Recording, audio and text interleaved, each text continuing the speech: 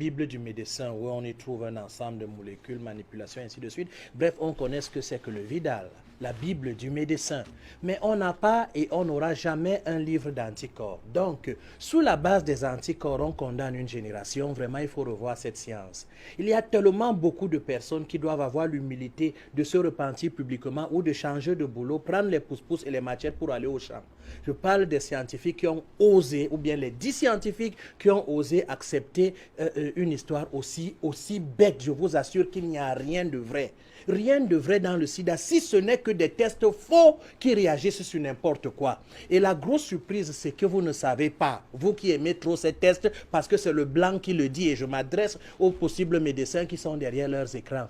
Vous pouvez être séropositif ici et ne pas l'être là-bas, dans certains États aux États-Unis et même en Australie.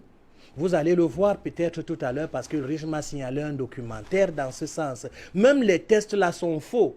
Hein? D'ici le mois prochain, j'ai des correspondants en Australie, là, ils vont m'envoyer beaucoup de tests. Vous tous là qui êtes séropositifs, venez, je vais vous tester avec ces tests et vous serez négatif, vous partez brandir ça aux gens. Il faut qu'on en arrive peut-être à cette façon de faire pour que les gens comprennent. N'allez pas faire ces tests. Ça, c'est clair. Donc maintenant, regardez ce qui est un peu ridicule. Lorsque vous prenez le Western Blot, le test par excellence qui est la confirmation des confirmations. Regardez bien, 3e paragraphe du Western Blot, il est bien écrit noir sur blanc. Attention, toute réaction positive à ce test ne veut pas forcément dire que vous avez une acquaintance avec le VIH, encore moins une réaction négative sans confirmation.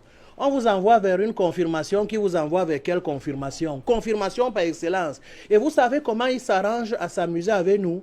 Lorsque vous ouvrez une boîte de trithérapie, c'est un tapis qu'on déroule avec les écritures qui n'en finissent plus. C'est la même chose avec les tests, un tapis, avec les morceaux d'écriture qui exigent même parfois un microscope pour lire ce qui est écrit. Mais on se joue de qui là? Hein? Une génération de lumière comme celle-ci, on ose nous mentir encore comme si on était ramassé dans je ne sais quoi. Non, il faut que ça s'arrête. Et moi, j'en appelle aux intellectuels africains. D'ailleurs, je demande aux diplômés de devenir intellectuels. Et je m'adresse aussi aux chefs d'État africains. Cessez de croire que nous sommes tous obligés d'être entraînés à la bêtise parce qu'on nous ment et l'esprit du colonisé continue à pérenniser. Vous rendez compte? 40 millions de morts presque et ça ne dit rien, on continue à nous mentir, à nous mener en bateau et les gens ne se posent pas de questions. Oh là!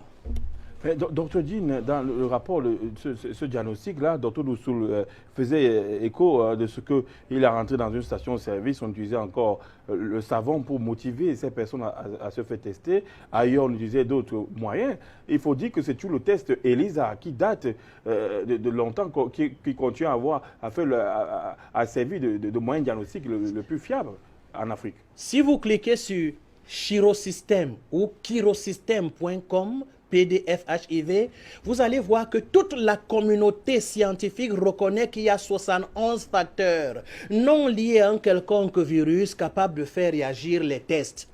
Et Luc Montagnier, on vous a passé des vidéos ici où il a reconnu qu'à cause des multiples maladies tropicales et à cause de plusieurs sortes de manipulations vaccinales, les Africains sont enclins à développer plusieurs sortes d'anticorps qui malheureusement peuvent faire réagir ces tests.